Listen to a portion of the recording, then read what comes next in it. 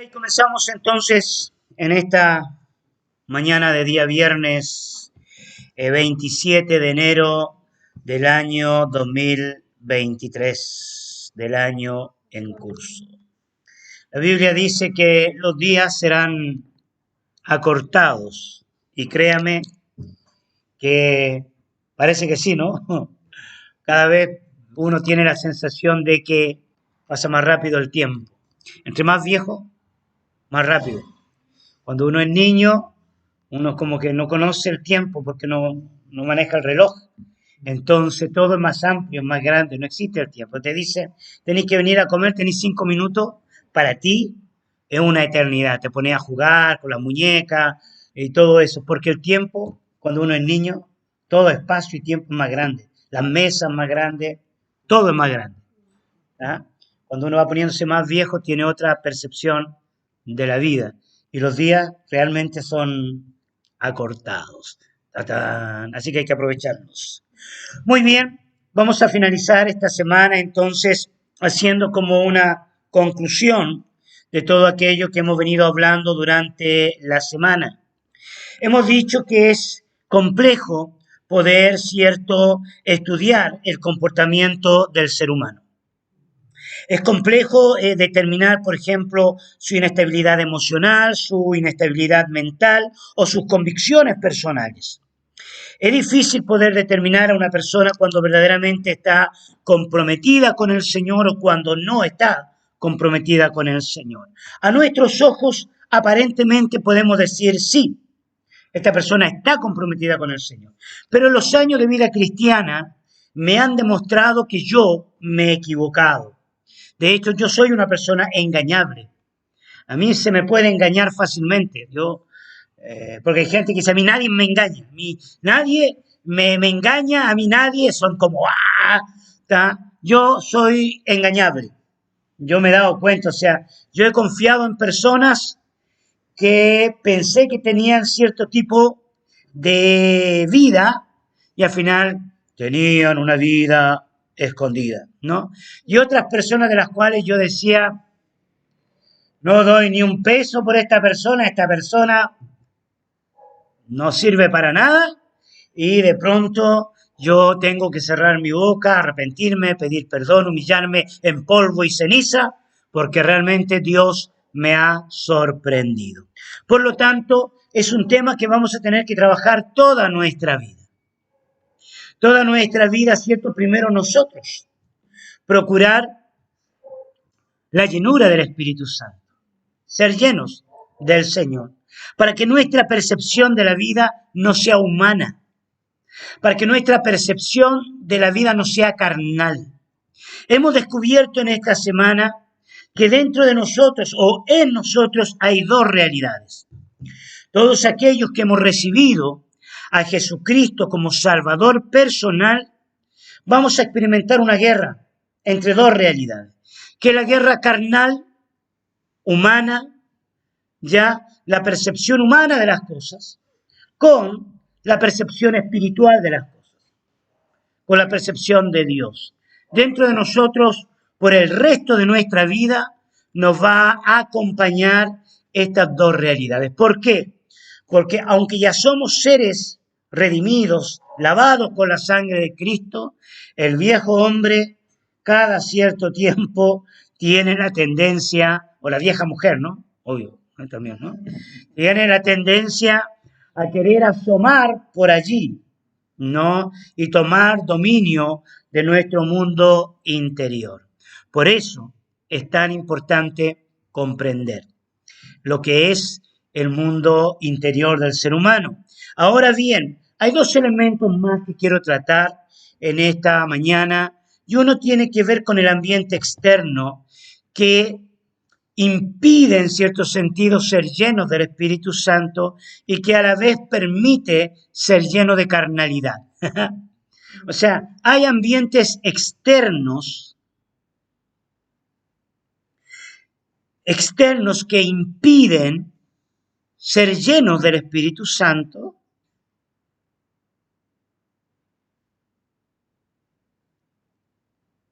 y que a la vez permiten ser llenos de carnalidad. Repito esta idea que es interesante. O sea, hay ambientes externos que impiden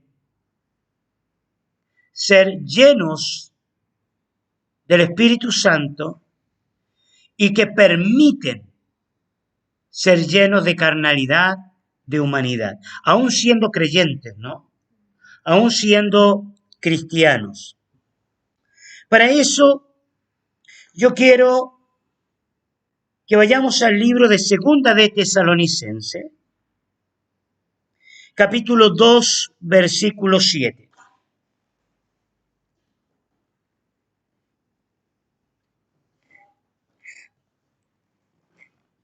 Segunda de Tesalonicenses, capítulo 2, versículo 7.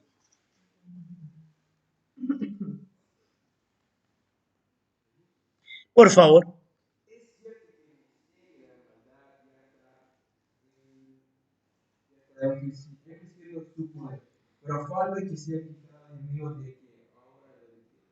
Ok, el apóstol Pablo le va a escribir esto a la iglesia en Tesalónica, porque la iglesia en Tesalónica estaba teniendo una pregunta que le estaba apartando de la verdad. Hay preguntas que cuando no son bien respondidas, nos apartan de la verdad. Y una de esas preguntas que la iglesia en Tesalónica tenía estaba relacionada con respecto a la segunda venida del Señor. Creo que uno de los libros que más nos habla tocante a la segunda venida del Señor, aún casi más en proporción que Apocalipsis, es el libro tanto de primera como de segunda de Tesalonicenses. Cuando hagamos estudios bíblicos, ahí nosotros profundizamos en esas verdades profundas de la segunda venida del Señor. Pero cabe decir que esa inquietud estaba llevando a las personas a tomar decisiones erradas. Decisiones como no hay que trabajar. No hay que trabajar. O sea, viva la vida loca. Subamos al monte 8 y nos ponemos a esperar la venida del Señor. ¿Ok? Algunos místicos habían entrado, cierto, en perturbar las enseñanzas que Pablo había traído a la iglesia. Eso era muy común y se va a intensificar a finales del primer siglo.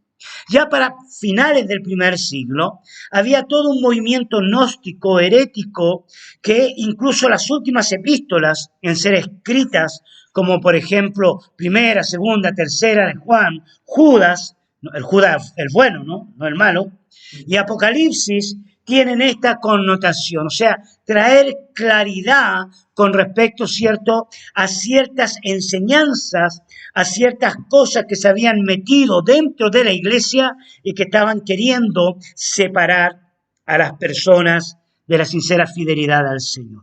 Una de esas cosas es la maldad, que también es conocida como iniquidad. El apóstol Pablo les va a enseñar a la iglesia en Tesalónica que hay un misterio espiritual que llena todo el mundo. Pero no es solo espiritual, sino que obviamente afecta a la humanidad en forma visible. O sea, porque hay gente que separa lo humano de lo espiritual y hemos tenido meditaciones que nos hacen definir lo humano y lo espiritual como una sola cosa, ¿cierto? No hay dicotomía, no hay separación. Por lo tanto, ¿cierto? La iniquidad tiene que ver tanto con el plano físico como con el plano espiritual. La iniquidad es la maldad en acción. Es una maldad social. Afecta las culturas. De hecho, hay una culturización de la maldad.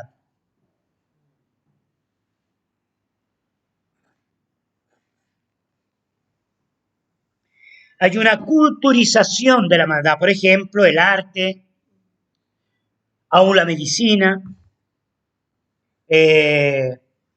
yo qué sé, la literatura, ¿no? Las pinturas, las comunicaciones. O sea, hay una culturización de la maldad. Y eso hace, cierto, que la maldad sea sociable. Y al ser sociable generacionalmente, ¿ya? Se deja de percibir el ambiente de maldad. Cuando se sociabiliza la maldad se hace imperceptible.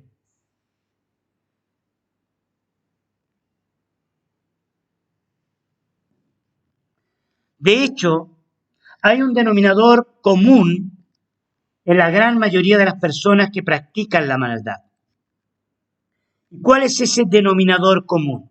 Que la gran mayoría de las personas que practican la maldad no lo hacen pensando en que están practicando la maldad. La gran mayoría. O sea, la gran mayoría de las personas no se levantan un día viernes 27 de enero diciendo, oye, tengo una gana de practicar el mal. Hoy me siento inspirado para hacer lo malo. No. La gran mayoría de las personas se han sociabilizado con el mundo. Y esa sociabilización puede ser definida, como lo diría Juan, ¿cierto?, en una de sus epístolas, que nosotros no podemos tener una amistad con el mundo. ¿Ok? No podemos amar al mundo.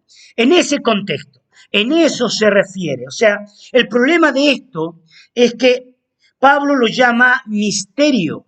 ¿Y por qué lo llama misterio? Lo llama misterio porque la gente no tiene conciencia de la maldad. No es consciente. No somos conscientes de nuestras prácticas egoístas, por ejemplo. Que todo lo que hago es en pro de mi beneficio. Y no lo vemos malo. No lo vemos malo hasta cuando dañamos, por la búsqueda de nuestros beneficios, a otras personas. Y no lo vemos como maldad, obviamente, ¿no? Es tan imperceptible, pero tan intensamente real, que se ha permeado, sonó bonito, ¿no? Se ha infiltrado, se ha introducido, usando varios sinónimos, dentro de la iglesia, ¿no? La iglesia, sin darse cuenta, perdón, y principalmente la iglesia apóstata, se descristianiza. Hay una descristianización social. Y esa descristianización social, que es cultural, se introduce dentro de la iglesia. ¿Cómo se introduce dentro de la iglesia? Cuando Cristo deja de ser el centro. No hablar de Cristo, porque las iglesias siguen hablando de Cristo. Estoy hablando del mensaje de Cristo. Cuando el mensaje de Cristo deja de ser enseñado, aún hablando de Cristo, la iglesia se empieza a separar de la sincera fidelidad y compromiso a la palabra de Dios. Te pongo un ejemplo. En la religión del siglo XX, finales del siglo XX y principalmente del siglo XXI, es una religión, cierto, dulce, podríamos denominarlo, ¿no? El endulzamiento de la labor cristiana o de Cristo dentro de las personas. Es buscar la dulzura de Cristo, ¿ya? Cantamos, tú eres dulce, ¿no? Cuán dulce es estar en tu presencia, o ya experimentar esa dulzura, esa gracia. Y cuando digo dulzura, no solamente dulzura, sino que belleza, hermosura, lindura, preciosura, todo lo ura a vida y por haber, ¿no?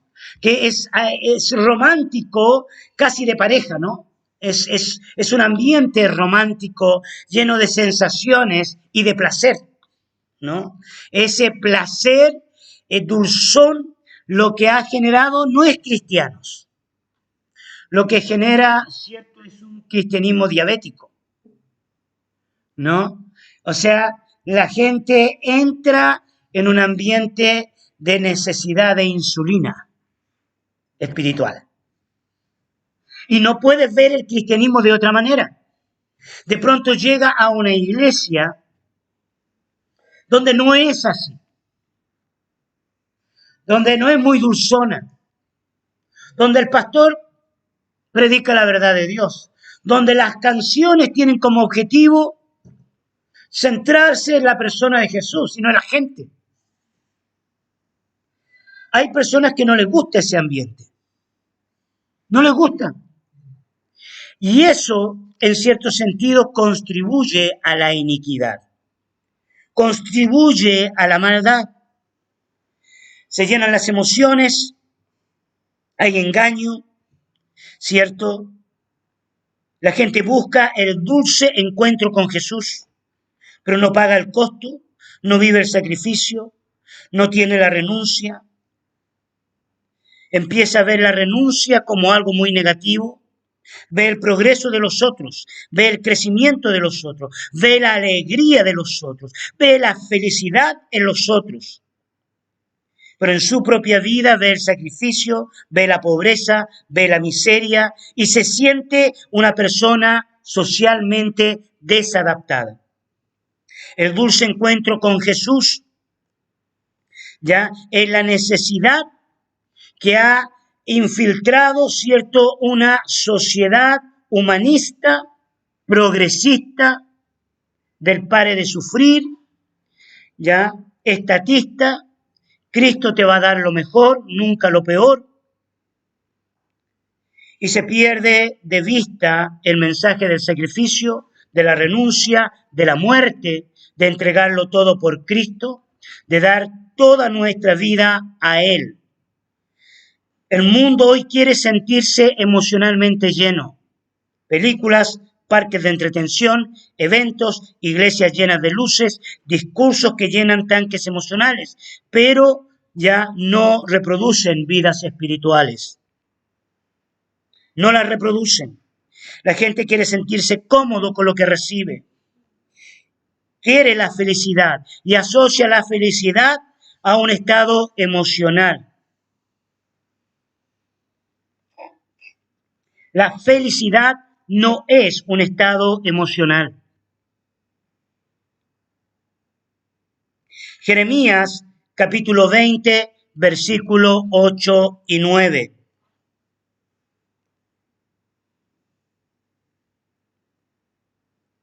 Si alguien de allá lo puede leer.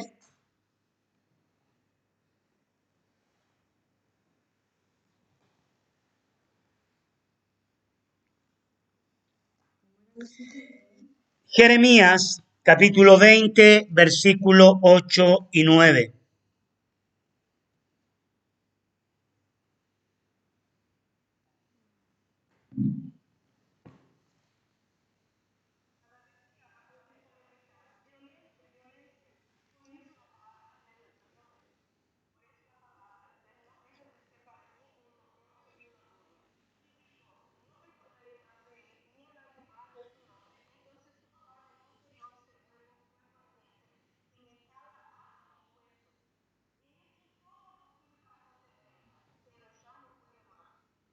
¿Ok?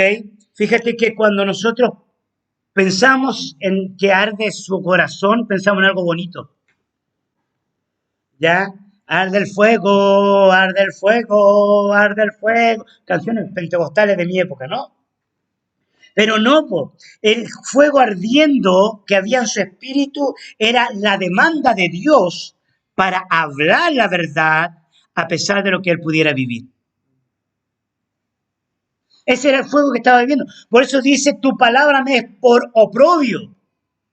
Ya me causa problemas. Por donde ando me causa problemas. O sea, ayer veía una película cristiana donde el muchacho ora por una persona y la persona se sana. Y crea un gran revuelo de conflictos, o sea, el padre pierde el trabajo, la madre es atacada ya el niño es suspendido de la escuela, ya el milagro le es por oprobio, por ofensa, por maltrato, ¿no? Y hay personas que no quieren vivir ese maltrato. Entran en un estado social y la gente se adapta a ese estado social, ¿no? Y Jeremías quiso no sentirse rechazado, no sentirse inferior a los demás, no sentir que lo que él estaba haciendo, ¿cierto?, era inferior a sus amigos, ¿cierto?, en Anatot, a sus profetas, sacerdotes, a sus instructores que hablaban otras cosas. Y sabemos cómo terminó Jeremías. ¿Cómo terminó Jeremías? Muerto. Un verdadero desadaptado social. ¿Por qué?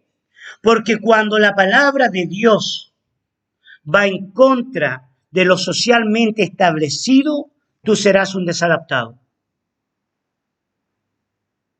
Repito, cuando la palabra de Dios va en contra de lo establecido, tú serás un desadaptado. No vas a encajar.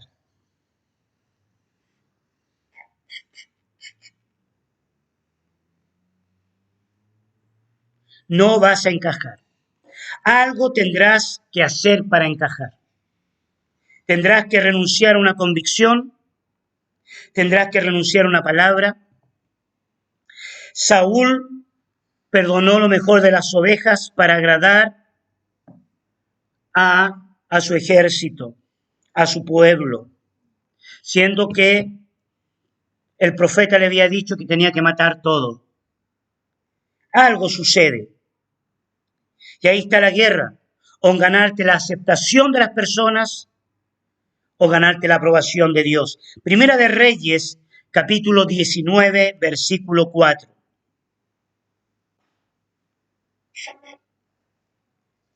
Primera de Reyes, capítulo 19, versículo 4. Léalo, por favor.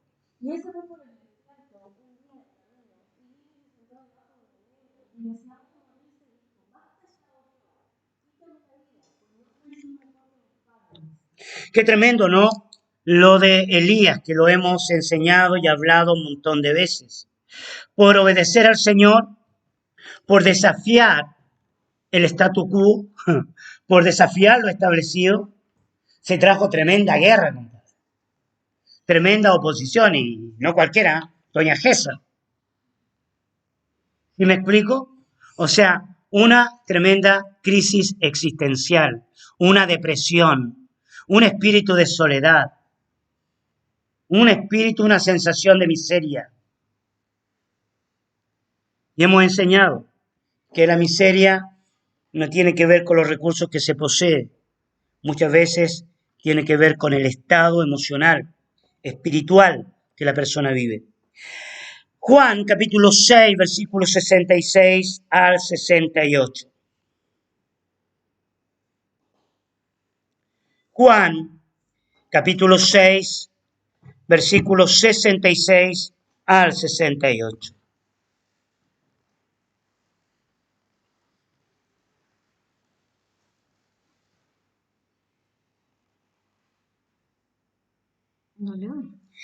Bueno,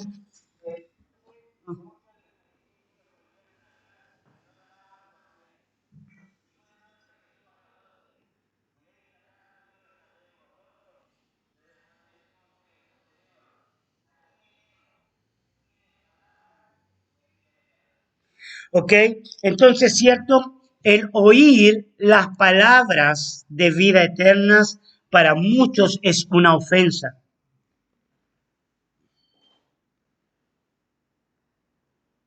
Oír las palabras de vida eterna para muchos es una ofensa.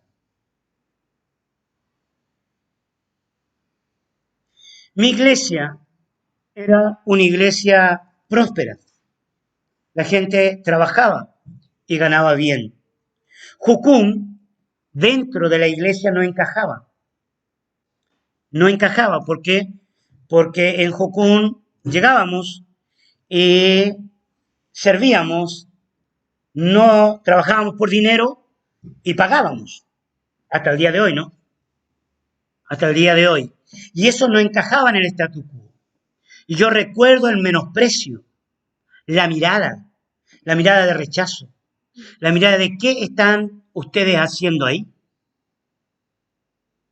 Ustedes están perdiendo el tiempo y se te produce esa sensación que el trabajo que ellos tienen, que el dinero que ellos ganan, ¿me entiendes? Produce un mejor statu quo. O sea, te produce un estado de soy parte de los demás, ¿no?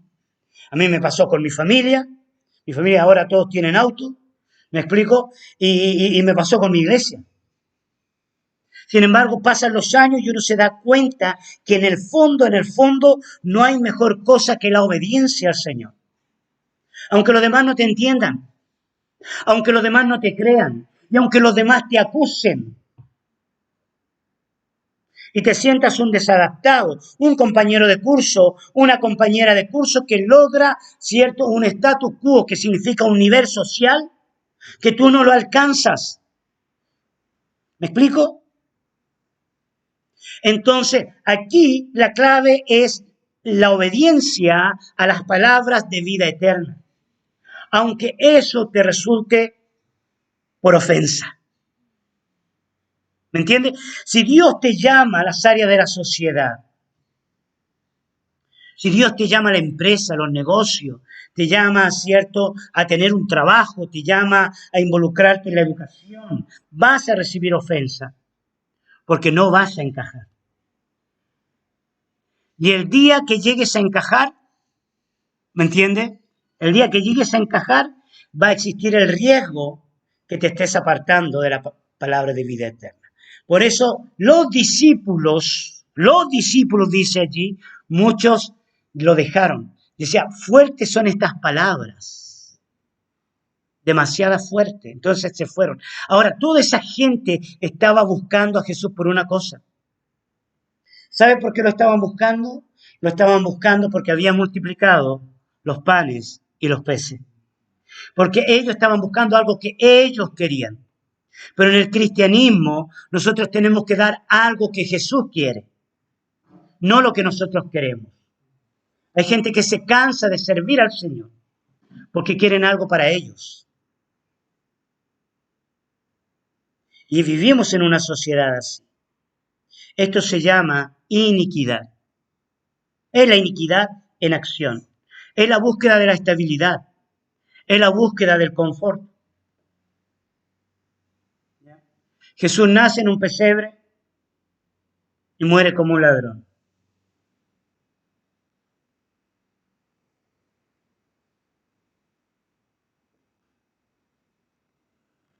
Entonces, ¿qué tenemos que hacer? Dos cositas más y con esto termino. Solo denme 2 minutos más que se me pasó la hora.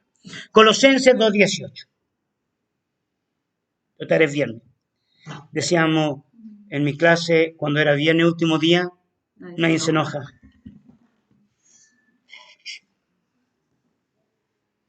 Colosenses 2:18.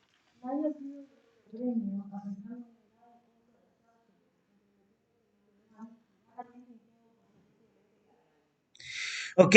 Aquí nosotros tenemos, ¿cierto?, una guerra religiosa. ¿Y dónde nace la guerra religiosa? En la mente carnal. Es la mente carnal, la mente humana. Entonces, el gran dilema de la vida no se trata, ¿cierto?, en querer agradar a los hombres, ni seguir los argumentos racionales. ¿Por qué? Porque tanto en lo místico como en Tesalónica, que no querían trabajar, porque Cristo venía, como en estos, ¿cierto?, no comes, no manejas, son dogmas que traen reglas imposibles de aplicar. Como en el otro, ¿no?, adaptándose a la sociedad, buscando el placer, buscando el statu quo. Entonces, ¿qué debemos hacer para que nuestros vasos estén llenos? Busque 1 capítulo 2, versículo 14 al 16. Y con esto termino.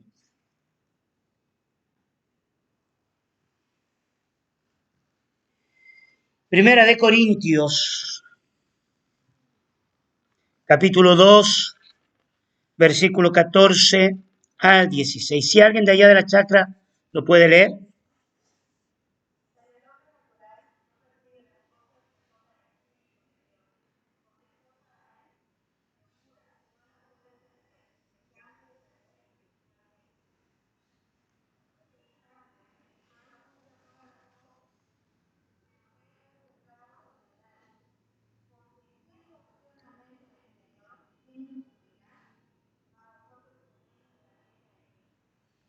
Wow.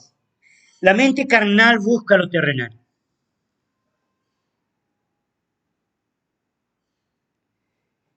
Llena su tiempo buscando esa paz que viene de las enseñanzas de los hombres.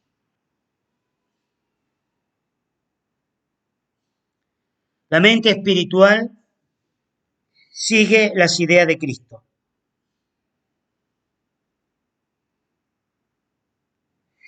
procurando aplicarlas completamente a su fe. Repito, la mente carnal busca lo terrenal. Llena su tiempo buscando esa paz que viene de lo que enseña el hombre. La mente espiritual sigue las ideas de Cristo, procurando aplicarlas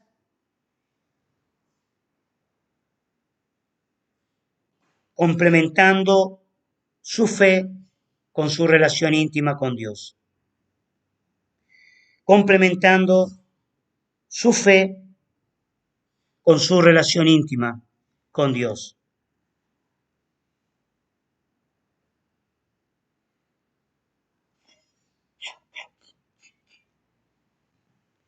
Concluimos que la llenura no es algo emocional,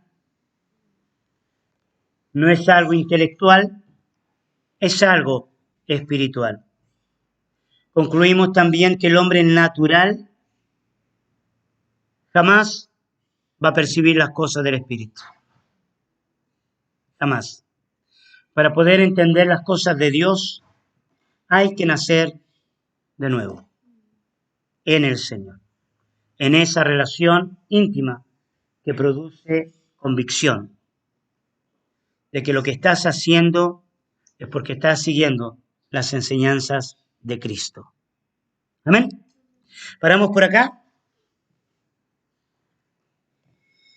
Y bueno, buenos tiempos a solas con Dios. Ya, tu relación íntima con Dios no está determinada por las circunstancias ni por el calor. Ya está determinada por tu pasión, tu adoración, tu vida con Jesús. Padre, queremos darte tantas gracias, Señor, por tu fidelidad. Gracias por tu palabra. Gracias, Señor, por estar con nosotros. Gracias, Señor, porque tú nos llevas a toda verdad. Señor, nuestra mente constantemente nos engaña y nos hace ver la vida o realidades que no son la verdad.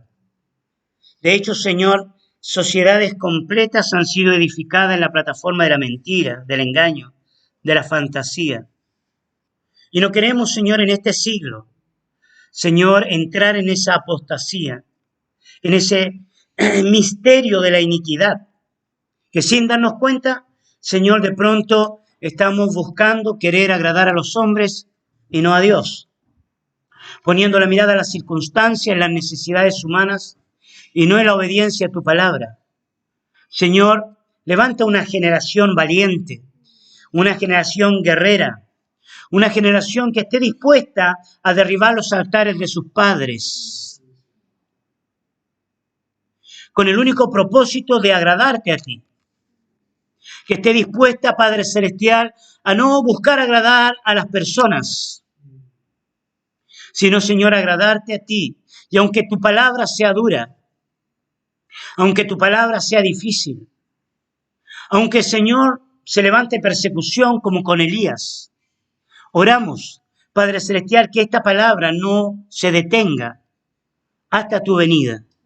Levanta una generación llena de tu Espíritu Santo. Señor, gracias por tu fidelidad. Gracias por tu presencia. Te amamos en el nombre de Jesús. Amén.